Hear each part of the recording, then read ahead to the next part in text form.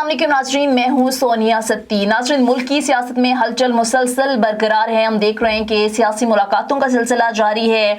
जो अपोजिशन की जमातें हैं वो हुकूमती इत्तेहादियों से मुलाकात करी और इत्तेहादी भी खुल्लम खुल्ला हम देख रहे हैं कि हुकूमत के खिलाफ बयानात दे रहे हैं। आखिर होने क्या जा रहा है, क्या वाकई हुकूमत को कोई खतरा है? और इसके साथ साथ नाजरीन, अपोजिशन ये जो बात कर रही है तहरीक अदम एतमाद की कि हम हुकूमत को घर भेजेंगे। कल बिलावल भुट्टो साहब ने भी बड़ा धुआंधार किस्म का खिताब किया और कहा कि हम हुकूमत के खिलाफ ऐलाने जंग कर रहे हैं। अब दूसरी तरफ मुस्लिम लीग नून भी यही बातें कर रही है। तो क्या होने जा रहा है? अपोजिशन इस बार क्या कामयाब हो पाएगी? हुकूमत को टफ टाइम दे पाएगी? क्योंकि हमने देखा कि इससे पहले भी 11 जमातें पीडीएम मिलकर हुकूमत का कुछ नहीं कर पाई और बड़े दावे किए जाते रहे, बड़े बयानात सामने आते रहे कि हम इस्तीफे मुंह पे मारेंगे, हम लॉन्ग मार्च करेंगे, हम ये कर लेंगे वो कर लेंगे, लेकिन अल्टीमेटली होता हुआ हमें कुछ नजर नहीं आया। और फिर हुआ यूं कि पीडीएम टूट गई, पीपल्स पार्टी एएनपी हमने देखा कि पीडीएम से अलग हो गई और फिर ये दोनों जमातें जो हम देख रहे थे कि कुछ दिन पहले तक इकट्ठी थी, एक दूसरे पर सख्त बयानात देना शुरू हो गई। पीपल्स पार्टी और नून लीग सिलेक्टेड एक दूसरे को ताने देने लगे। तो अब इस बार एक बार फिर से हम देख रहे हैं कि मुलाकातों का सिलसिला जारी है और जब से आला सतह पर पीपल्स पार्टी और मुस्लिम लीग नून के जो लीडरान हैं उनकी मुलाकात हुई है, तब से ये जो हलचल है ये बढ़ गई है। होने क्या जा रहा है इस पर बात करेंगे। नाज़रीन, हम देख रहे हैं कि मुल्क की सियासत में एक बार फिर से हलचल बरकरार है और पंजाब में खासकर सियासी मुलाकातों का सिलसिला भी जारी है। अपोजिशन लीडर मिल रहे हैं हुकूमती इत्तेहादियों से।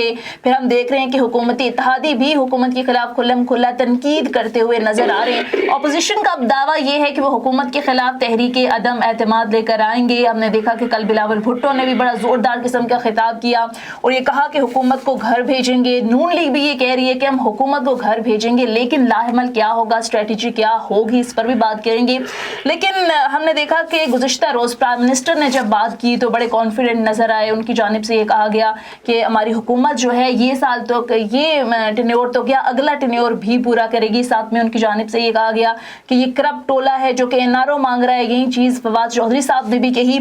लेकिन अब सवाल ये है कि क्या वाकई हुकूमत कॉन्फिडेंट है, हुकूमत का ये एतमाद कितना दुरुस्त है, इस पर बात करेंगे। इसके साथ साथ नाज़रीन, आज एक और डेवलपमेंट ये कि बेहतरीन कारकर्दगी पर 10 विफाकी वुज़रा जो हैं उन्हें तारीफी सर्टिफिकेट्स दे दिए गए हैं प्राइम मिनिस्टर की जानिब से।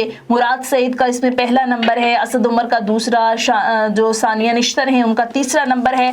चौथे नंबर पर वफाकी वज़ीर तालीम शफकत महमूद हैं और इसके साथ साथ शीरी मज़ारी हैं, खुसरो बुख्तियार, मोहिद यूसुफ, अब्दुल रज़ाक दाऊद और शेख रशीद भी जो है वो इसमें शामिल हैं। फ़खर इमाम का भी इस वजारत में 10वां नंबर है। अब किस कारकर्दगी की बुनियाद पर ये सर्टिफिकेट्स दिए गए हैं, इस पर भी जरा बात करेंगे। इसी सारे मामले पर बात करने के लिए हमें ज्वाइन किया है पीटीआई के सीनियर रहनुमा शौकत बसरा साहब ने। Thank you so much Basra साहब। बसरा साहब, सबसे पहले तो बेहतरीन कारकर्दगी पर 10 जो विफाकी वजीर हैं उन्हें तारीफी सर्टिफिकेट तकसीम किए गए हैं सर, लेकिन हम देख रहे थे तो मेन स्ट्रीम जो विफाकी वजीर नजर आते थे, शाह महमूद कुरैशी हो गए, फवाद चौधरी साहब, इनका नाम नहीं। और किस बेस की बुनियाद पर सर ये सर्टिफिकेट तकसीम हुए? देखिए, ये जो क्राइटेरिया होगा, मैं भी डेफिनेटली अगर सर्टिफिकेट दिए गए हैं तो उनकी वजारत के अंदर अच्छी परफॉर्मेंस पे दिए होंगे और उनका कोई बनाया होगा कि डिलीवरी उन्होंने किया है। कुछ को अगर नहीं दिए तो इसका मतलब ये नहीं है कि वो उन्होंने डिलीवर नहीं किया, लेकिन अभी इन्होंने 10 लोगों को डिस्ट्रीब्यूट किया तो डेफिनेटली इसी बुनियाद पे किए हैं। उनकी परफॉर्मेंस दूसरों से अच्छी है। अच्छा, सही, ठीक है। अच्छा बसरा साहब, मुझे ये बताएं कि बड़ी मुलाकातों का सिलसिला भी जारी है, अपोजिशन बड़ी एक्टिव नजर आ रही है, तहरीक अदम एतमाद की बातें हो रही हैं, तो सर कोई खतरा लग रहा है आपको अपोजिशन से? देखिए, बात ये है कि ये जमहूरियत में चलता रहता है और ये आज थोड़ी हुआ है। जब से खास तौर पे इमरान खान हुकूमत में उन्होंने हलफ लिया था, ये तो पहले एक दिन से कह रहे थे कि हम पार्लियामेंट में नहीं जाएंगे और ये हम इनको चलने नहीं देंगे। फिर अब आपने देखा 2-3 बार इन लोगों ने कोशिश की कि इस्तीफे मुंह पे मारने हैं और फिर ये वही अपोजिशन है जो हमें गिराने आई थी तो अपोजिशन आपस में लड़ने लग गई। और आज भी डेफिनेटली ये अपोजिशन जो है ये इनके अपने अपने मफादात है, अपनी अपनी सोच है। इंशाल्लाह हुकूमत अपना टेन्योर पूरा करेगी और हमारा ये जो आखिरी साल है, हमारी पूरी कंसंट्रेशन है कि हमने अवाम को किस तरह रिलीफ देना। बाकी ये जलसा जुलूस, धरना, बड़ा छोटी धरनी, लॉन्ग मार्च, छोटी मार्च, ये पहले भी देखते रहे, अब भी देखते रहेंगे। ये बिलावल कह रहे थे कि हम इस्लामाबाद जाएंगे और हुकूमत के खात्मे के खिलाफ ऐलान करेंगे। देखिए, वैसे वो आपने सुना होगा जब गरजते हैं वो बरसते नहीं है, तो अब मैं आपको पहले कह चुका हूँ, ये तो पहले दिन से मैं घर बेच चुके हैं, डेली रात को सोते हैं और ये कहते हैं कि सुबह इन्होंने नहीं होना। आज से गिलगित बल्तिस्तान के इलेक्शन से लेकर हारमोन ज्यादा देख लेना, इस्तीफे मुंह पे मारने थे, मतलब मस्क लंदर होना था, इन्होंने घर जाना था, हुकूमतें बननी थी, तो इंशाल्लाह। लेकिन बसरत साहब आपको नहीं लगता ये बात आपकी दुरुस्त है? हमारे साथ है, हाँ, कोई इश्यू नहीं है। अच्छा, हम लोग हमारा जो असल जो चैलेंज है वो कि हमने आवाम को रिलीफ किस तरह देना है, जो महंगाई है। अपोजिशन हमारे लिए कोई चैलेंज नहीं है, ये सब मैं आपको कह रहा हूँ एक दूसरे को दाव लगा रहे हैं, एक दूसरे को नीचा दिखाने के लिए कर रहे हैं, और कोई इश्यू नहीं है। लेकिन बसरत साहब आपको नहीं लगता कि अब थोड़ी सी सूरत हाल मुख्तलिफ है? पहले तो जाहिर है पीडीएम बनी, 11 जमातों का इत्तेहाद बना, जल्द से जुलूस भी किए, लेकिन हुकूमत को जाहिर है घर नहीं भेज सकी, हुकूमत आज भी अपनी जगह पर मौजूद है। लेकिन इस वक्त सूरत हाल थोड़ी सी इसलिए मुख्तलिफ है कि जो बयानात आ रहे हैं आपके इत्तेहादियों के, हमने देखा काफ लीग के रहनुमाओं के भी कुछ इस तरह के बयानात आ रहे हैं, एमक्यूएम भी खुल्लम खुल्ला शिकायत कर रही है आपसे। वाले दिनों में देखेंगे यही सूरत हाल होगी। हम अगर इनके पास, मैं चले हम एक सोच लेते हैं कि इनके पास नंबर पूरा हो जाता तो आने देना, वो आएंगे, जमहूरी हक है इनका, इन्होंने सेनेट के अंदर वो इस्तेमाल किया, चाहे उनकी मेजोरिटी थी, वहां पे क्या हुआ? अब इनको आने दे नेशनल असेंबली में, किसी सूबाई असेंबली में स्पीकर के खिलाफ एक उसमें आखिरी कंडीशन की सूरत क्या हो सकती है? अगर हमारे पास नंबर पूरा नहीं होगा तो हम अपोजिशन में बैठ जाएंगे। अच्छा, तैयार है आप ऑपोजिशन में बैठने के लिए? रहेंगे, ये तो आइन कहता है, आपका जमहूरियत कहती है, ये हमारा कानून कहता है, तो ये तो जमहूरियत का हुस्न है। तो आप तैयार हैं बसरा साहब ऑपोजिशन में बैठने के लिए? हम कौन होते हैं तैयार ना होने वाले? मैं आपको बार बार कह रहा हूँ कि इंशाल्लाह हम अपना टेन्योर पूरा करेंगे। अगर कोई ऐसी सूरत होती है कि ये अदम इत्मीनान लेकर आते हैं तो इंशाल्लाह अदम इत्मीनान नाकाम होगी, और अगर फर्ज करे कामयाब हो जाती है तो हम अपोजिशन में बैठने के लिए तैयार है। ये कौन सी बात है? सही। अच्छा, लॉन्ग मार्च का भी ऐलान किया जा रहा है बसरा साहब। वैसे तो हुकूमत कह रही है कि हम बड़े पूरे एतमाद है, हमें खतरा नहीं है, लेकिन आप भी जानते हैं कि अगर 15-20 हजार लोग भी इस्लामाबाद की सड़कों पर आ जाएं तो सियासी अदम इस्तेहकाम तो पैदा हो जाएगा। तो सर आपको नहीं लगता कि चले हुकूमत घर जाए ना जाए, इस वक्त हमें जाहिर है दहशतगर्दी भी एक मसला है, ओवरऑल भी बड़े मसाइल हैं, तो सियासी अदम इस्तेहकाम पैदा ना हो, इस हवाले से कोई बातचीत आप करेंगे? बिल्कुल सही कह रही है, बिल्कुल सही कह रही है। इस वक्त रिक्वायरमेंट और है, बड़े रियल चैलेंजेस मौजूद हैं, लेकिन उनका तो इस बात से लेना देना ही नहीं है ना। उनका तो लेना देना सिर्फ इस बात से है कि हमें इख्तियार किससे मिल सकता है, क्योंकि 3-4 बार पहली बार वो इख्तियार में रहे, अभी भी हर मुमकिन वो कोशिश कर रहे हैं कि हमें कौन सा चोर दरवाजा मिल सकता है। कल तक सिलेक्टेड कहने वाले, वोट को इज्जत देने वाले, आज वो किस किस दरवाजे पे खड़े हैं, किस तरह एक दूसरे को चोर डाकू कहने वाले फिर एक दूसरे पाँव में गिर गए इमरान खान के खिलाफ। तो आप आइंदा आने वाले में देखेंगे इंशाल्लाह सूरत हाल बेहतर रहेगी और पाकिस्तान की और अवाम की बेहतरी के लिए हम काम करते हैं। अच्छा, लेकिन बसरा साहब आपको नहीं लगता कि जिस तरह से कल फवाद चौधरी साहब ने भी बात की और प्राइम मिनिस्टर भी बात कर रहे थे और बार बार कि ये करप्ट टोला है, ये चोरों का टोला है, ये तो हमसे एनआरओ मांगने के लिए ऐसी बातें कर रहे हैं, तो सर आपको नहीं लगता कि हुकूमत तो हमेशा रिसीविंग एंड पे होती है, ऑपोजिशन तो जल्द से जुलूस करती है? आप जब ऑपोजिशन में थे तो 126 दिन का आपने भी धरना दिया, तो हमेशा जो बातचीत होती है वो टेबल टॉक पे खत्म होती है, मुज़ाकरात से। बिल्कुल, हम इलेक्शन रिफॉर्म्स के लिए, इकोनॉमी की बेहतरी के लिए, लैब के अच्छा कवानीन बनाने के लिए, महंगाई के इश्यूज पर, फॉरेन पॉलिसी पर, लॉ एंड ऑर्डर पर हर बात करने के लिए तैयार है, और हम उसके लिए उनको ऑफर भी करते हैं। वो सिर्फ एक बात ही कहते हैं कि नहीं जी पहले हमारे केसेस खत्म करें। आपको याद होगा जब नया वाला मामला हुआ था, हमने तो हमेशा उनको एंगेज करने की कोशिश की है। वो उनका कंसंट्रेशन हो रहे हैं, उनकी प्रायोरिटीज हो रहे हैं, उनके म्यार हो रहे हैं, कहते वो अवाम का नाम लेते हैं, लेकिन वो कहते हैं आप तो लोग हमें चोर कहते हैं, करप्ट कहते हैं। साबित बसरा साहब वो कह रहे हैं कि आज तक नहीं कर सके आप, जितने भी बड़े बड़े आप देखें लीडरान हैं जेल काट के भी बाहर आ गए हैं, फिर अदालतें कहती हैं कि नैब इंतकामी कार्रवाई करती है। इंटायरली अदालती मसला है ये, इसमें हुकूमत का इससे कोई लेना देना नहीं है। लेकिन सर आपके जो मुशीर एहतसाब प्रेस कॉन्फ्रेंसेस में सबूतों की बात दुरुस्त है कि हमारी प्रोसिक्यूशन वीक है। इतने ओपन एंड शट केसेस होने के बावजूद अगर उन पर अमल दरामद नहीं हो रहा, उनको केसेस पसू नहीं हो रहे, तो मेरे ख्याल को इस बात को सोचना चाहिए कि हमें प्रोसिक्यूशन को बेहतर करना चाहिए। बाकी हुकूमत का ये काम ही नहीं है। नहीं सर, हुकूमत तो इस बयानिए के साथ ही आई थी ना कि हमने इस मुल्क से करप्शन खत्म करनी है। इमरान खान की कोई भी तकरीर आप देख लें, उनकी आज तक कोई तकरीर ऐसे नहीं होती जिसमें वो कहें कि हम लूटी दौलत वापस नहीं लाएंगे। तो सर ठीक है, अदालत रिफॉर्म्स करनी है इदारों में, वो भी आपने ही करनी है सर। आप लोगों ने हमारा काम ये था कि हम करप्शन पे कंप्रोमाइज ना करें। तो आपकी गवर्नमेंट में तो बढ़ गई है ना बसरा साहब करप्शन कंप्लीट करने के लिए किसी डील ना करें, वो हम काम कर रहे हैं। अब अगला काम जो है वो इदारों का, ये बात आप दुरुस्त कहती है कि करप्शन का नारा लगाकर इमरान खान साहब आए थे, आज भी कहते हैं कि सबसे बड़ा मसला करप्शन है। हमें ये वक्त लगेगा, इमरान खान कोशिश कर रहे हैं, उनकी टीम कोशिश कर रही है। सर कितना वक्त चाहिए सर? 4 साल तो तकरीबन गुजर गए। जिसको आपने खून दिया हो, जिसकी बुनियाद पे सब लोग काम कर रहे हो, तो वो उसको वक्त लगता है ठीक होने में। सही सर। बसरा साहब आपको लगता है कि इस टेन्योर में तो मुश्किल है, अगला मिल जाए तो फिर कोई रिफॉर्म्स हम देखेंगे? अभी भी हम कोशिश कर रहे हैं, अगर अल्लाह ताला ने अगला टेन्योर दिया तो जिस तरह हमने अब काम किया है वैसे काम करेंगे। सही। तो बसरा साहब आपको नहीं लगता कि चैलेंजेस आगे अभी गवर्नमेंट के लिए बढ़ रहे हैं, क्योंकि IMF की शराइत मान ली है गवर्नमेंट ने, महंगाई का एक और तूफान आएगा? फिर मैं ये समझता हूँ कि हालात बेहतर हो रहे हैं, इकोनॉमी बेहतर हो रही है, आपकी स्टॉक एक्सचेंज बेहतर हो रही है, आपके एक्सपोर्ट्स बेहतर हो रही है, जिम्मेदार खुशहाल हो रहे हैं। अच्छा। आपकी इंडस्ट्री बेहतर जा रही है। आम आदमी नहीं खुशहाल हो रहा। बसरा साहब जिनसे वोट लेकर आएंगे, तनख्वाहें बढ़ाई है तो बेहतरी के हालात है तो बढ़ाई है ना। तो सर आम आदमी को नहीं ना रिलीफ मिल रहा, वो आम आदमी जिससे आप वोट मांगने जाएंगे 2023 के इलेक्शन में। आटा दाल चीनी घी उसको हम सब्सिडाइज कर रहे हैं, चीजों को हेल्थ कार्ड दिया है, लेकिन जितना रिलीफ मिलना चाहिए उतना अभी नहीं मिल रहा। इसलिए हम कहते हैं कि मुझे रात को नींद नहीं आती, तो भाई महंगाई की खुशी है जिसकी वजह से मैं परेशान रहता हूँ। तो बसरा साहब उम्मीद रखें अवाम के अगले कुछ आने वाले दिनों में महंगाई कम होगी, या फिर ये तो बढ़ती नजर आ रही है ओवरऑल अगर देखें हालात तो? बसरा साहब रहनुमा PTI, हम उनसे बात कर रहे थे। नाज़रीन, गुफ्तगू का सिलसिला जारी रहेगा, मुख्तसर ब्रेक लेते हैं, स्टे विद अस।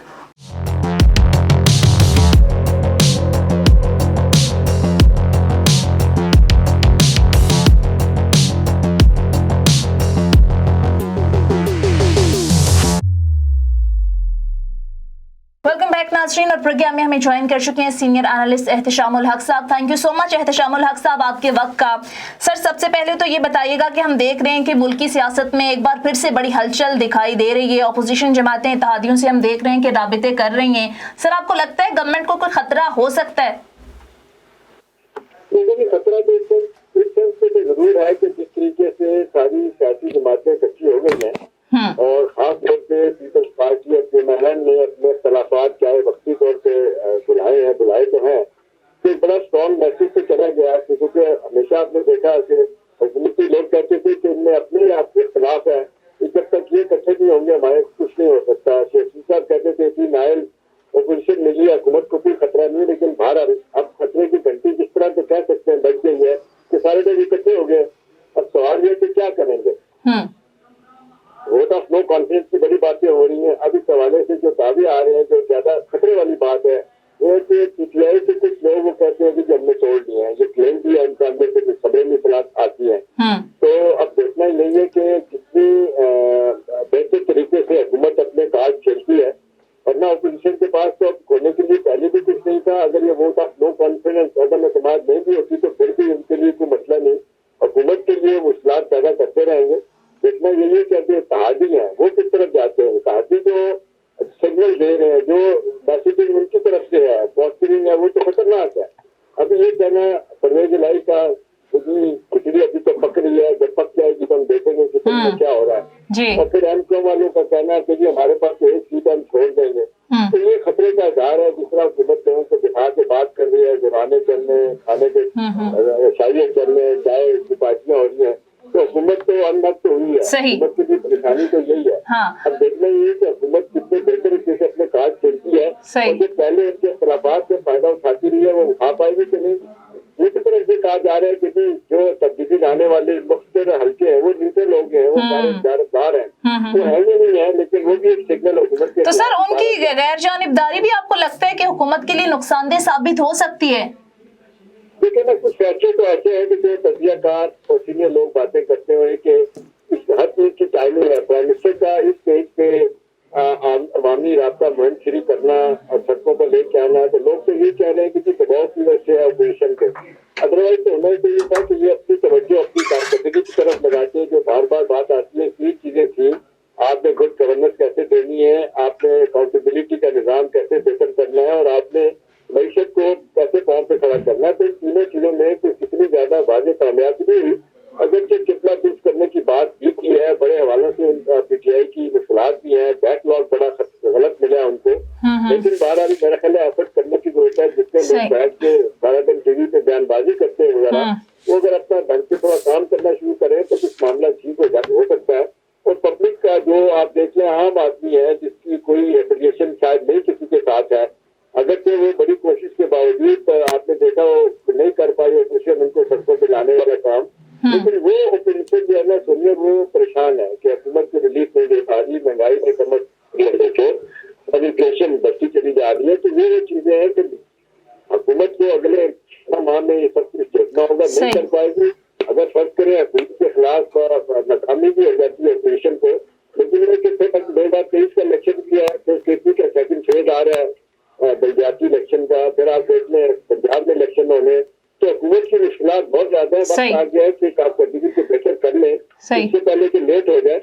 बहरहाल अपोजिशन तो हर अंदर इस्तेमाल करेगी, हुकूमत के लिए कोई इतनी अच्छी खबरें नहीं। सही। तो सर ये बता दें कि अब हुकूमत की तरफ से जो बयानात सामने आ रहे हैं, कल फवाद चौधरी साहब ये कह रहे थे कि ये चोरों का करप्ट टोले हैं, ये मिलकर हमें नारों मांग रहे हैं, आपने जो करना है कर लें। आपको लगता है कि सर इस नहज पे आकर इस तरह की बातें करनी चाहिए या फिर मामलात को थोड़ा सुलझाने की तरफ लेकर जाना चाहिए? क्योंकि अगर ये लॉन्ग मार्च करते हैं, सड़कों पर आते हैं, तो ऑलरेडी बहुत सारे चैलेंजेस हमें दरपेश है, मैशत है, फिर दहशतगर्दी की एक लहर है, वज़ीर दाखिला भी थ्रेट कर चुके हैं। तो आपको लगता है, जैसे आप हमेशा बात करते हैं कि हुकूमत रिसीविंग एंड पे होती है, तो हुकूमत को आगे बढ़ के मामलात सुलझाने चाहिए?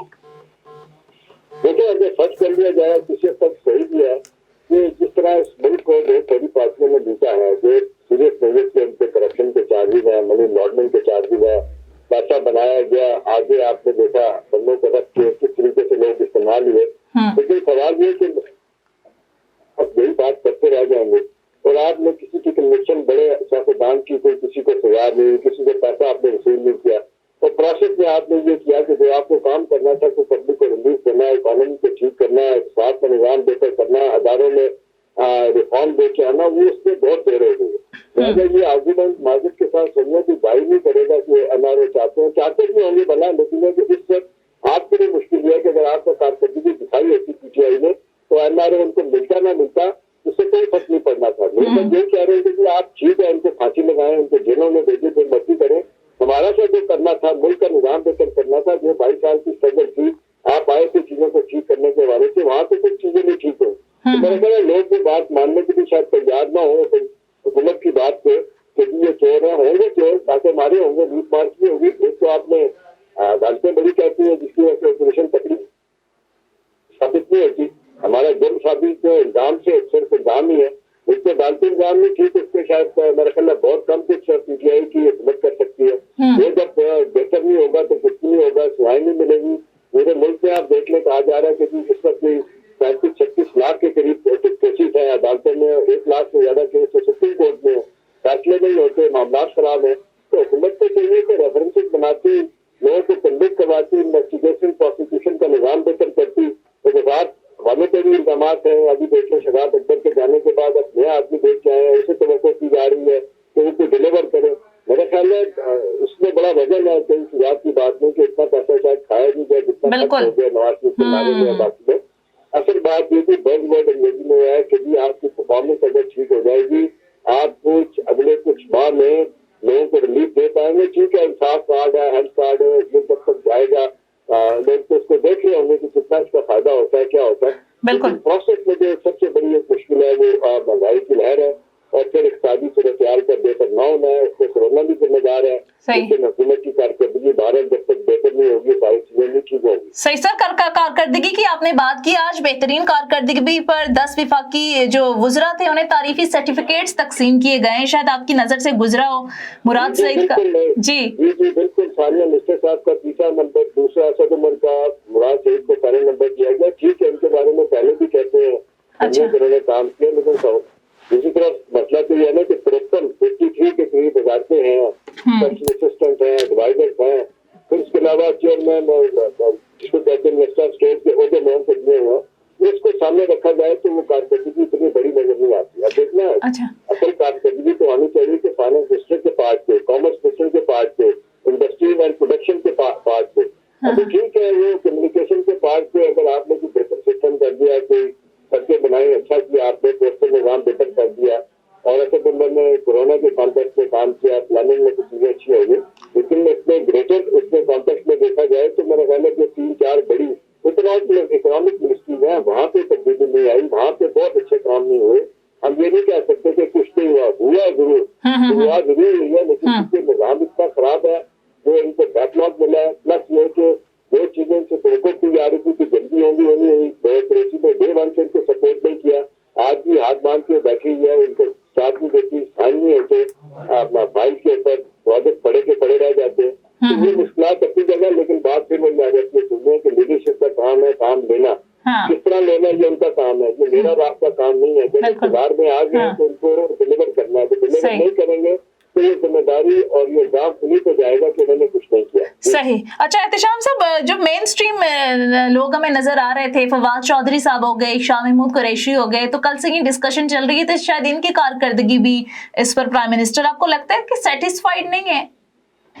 देखिए, आप लोग बात करते हैं कि जिनकी जो वजाते हैं इसमें उन्होंने काम नहीं किया, चाहे उन्हें दाखिला हो, आज देखिए 70% उनके बयान के निकाल के देखे जो सियासी बयान है वो एक तरह तवज्जो शायद कम है, क्योंकि दहशतगर्दी की लहर कितनी नई जो आई है, जैसी ये इसके इफेक्ट कितने खौफनाक है, ये उनकी तरफ से कह देना कि हाल ही में हिंदुस्तान में जो वाकयात हुए हैं वो हमने सदर गवर्नमेंट ने उनको बता दिया था, उनको इंटेलिजेंस शाखें दे दी थी कि कौन सी क्या हो रहा है। ये काफी नहीं है ना। सवाल तो है कि आपने अपनी मिनिस्ट्री के हवाले से क्या किया। इसी तरह से आप देखते हैं फवाद चौधरी साहब के हवाले से और बाकी वजारतों के हवाले से लोग सवाल उठाएंगे, सियासी बयानबाजी से तो बात नहीं बनेगी। मेरा ख्याल है आप मिनिस्टर को देखना चाहिए कि जो उन्होंने शुरू में कहा था, सोचना कि हर 3 महीने बाद मैं वजारतों की कारकर्दगी देखूंगा, जो नहीं सही परफॉर्म करेंगे उनको साइडलाइन करूंगा। एक आध दफा से ज्यादा आपने देखा कैबिनेट में कोई खास चीज नहीं, बिल्कुल रिशफल ही होते हैं, मजबूरियां ताजिए लेके बैठे हुए, वो अपनी बातें मनवाते हैं, वहाँ पे भी कमजोरी सुधार होती है, जीत सकते हैं, इतनी मेजोरिटी के साथ आए नहीं है, वो एक अलग मसाइल है हमको। तो अब एहतिशाम साहब आखिर में ये बता दें कि हुकूमत बड़ा ज़रा दावा कर रही है कि मईशत हम बड़े दुरुस्त ट्रैक पर ले आए हैं, बल्कि तनख्वाहों में भी अभी पिछले दिनों एफसी रेंजर्स की इजाफा किया गया, इसको भी मईशत से जोड़ा जा रहा है। तो सर आपको लगता है कि मईशत में कोई बेहतरी आई है? देखिए 15% तो उन्होंने बजट से पहले जो अच्छा फैसला किया, अच्छी बात है। 1 से 19 ग्रेड के लोगों को आज ये खबर दिया, फायदा दिया। कल हिंदुस्तान में 80 रेंजर्स की तनख्वाहें बढ़ाई गई थी, पूरे मुल्क से उन्होंने कहा कि हम देंगे। ये अच्छा कदम है। अब जाहिर है इसके लिए आपको भारी बजट बनाना पड़ेगा। आपके रेवेन्यू जितना आएगा कह रहे थे कि अगले माली साल में आपको 8,000 अरब जो है ना वो रेवेन्यू इकट्ठा करना पड़ेगा। इसमें 750 अरब करके नए टैक्सेस की भी बात हो रही है, इंटरनेट टैक्सेस अलहदा आएंगे, वो हुकूमत की अलहदा मुश्किलात होगी। अब यह है कि हुकूमत में जो रिसोर्सेज इनके पास है उसमें रहते हुए कोशिश तो कर रहे हैं, लेकिन it's long way to go. अभी बहुत कुछ करना है और इलेक्शन जीतने के लिए सोनिया जो कुछ करने की जरूरत है, मादक के साथ वो भी काम नहीं हो रहा। लिहाजा जब 2023 आ जाएगा तो लोग ये नहीं देखेंगे कि प्राइम मिनिस्टर की नीति कितनी ठीक थी।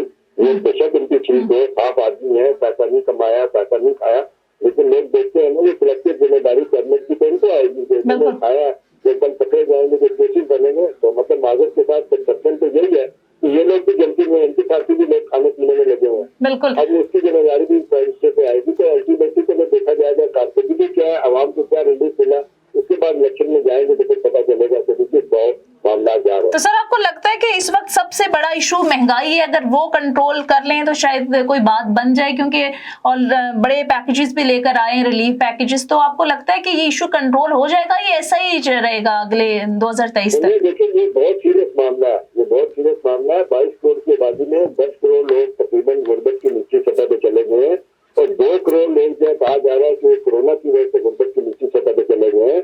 आम आदमी का लाइफ स्टाइल को छोड़े, जो नीचे वाले लोग हैं, मिडिल क्लास रह गई है, लोअर मिडिल क्लास खत्म हो गई है, नीचे वाले लोग रह गए हैं, वो बेचारे किस तरह गुजारा करेंगे? वो $2 से $2.5 पर डे पे गुजारा कर रहे हैं, लिहाजा उनकी मुश्किलात बहुत ज्यादा है। तो मेरा ख्याल है यही एक सबसे बड़ा मसला है। तो ये मसला सर काबू कर लेंगे, इस पे काबू कर लेंगे या मुश्किल है? मुश्किल काम है, दावे तो उनके बड़े हैं, अल्लाह करे ऐसा हो जाए।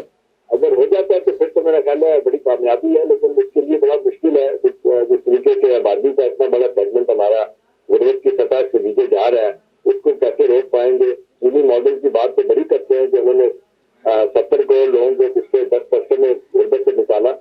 हमारे यहाँ 22 करोड़ में से अगर 3-4 करोड़ भी अगर ये 5 सालों में गुर्बत की सतह से ऊपर ले जाते हैं तो बड़ी कामयाबी होगी। और इन्फ्लेशन भी इस वक्त 12% है, ये 6-7% तक आ जाती है, महंगाई को बड़ा करना फिर इनके लिए शायद मामला बेहतर हो सकते हैं। ठीक है, बहुत बहुत शुक्रिया सीनियर एनालिस्ट एहतशामुल हक साहब प्रोग्राम में हमारे साथ मौजूद थे। नाज़रीन, आज हमने डिटेल डिस्कशन की ज़ाहिर मुल्क की सियासत के हवाले से, इसके साथ साथ आम आदमी के जो मसाइल हैं। अभी जिस तरह से एहतशाम साहब से बात हो रही थी, उन्होंने बताया कि महंगाई इस वक्त एक ऐसा चैलेंज है जिससे हर कोई परेशान है। खुद प्राइम मिनिस्टर की बात करते हैं कि महंगाई एक ऐसा इशू है जिसको लेकर मैं शायद रात को मुझे नींद नहीं आती। तो इस वक्त ज़रूरत इस अमर की है कि जो आम तबका है उसे रिलीफ पहुँचाया जाए। हमने देखा कि कुछ सब्सिडीज़ भी गवर्नमेंट दे रही है, जिसमें एहसास राशन कार्ड है, एहसास राशन प्रोग्राम है, इस तरह की काफ़ी सब्सिडीज़। अब देखना ये है कि तमाम चीज़ें महंगाई को काउंटर करने के लिए कितनी हद तक मददगार साबित हो सकेंगी। नाज़रीन, ये था हमारा आज का प्रोग्राम। फीडबैक ज़रूर दीजिएगा। अगले प्रोग्राम तक इजाज़त दीजिए। खुदा हाफिज़।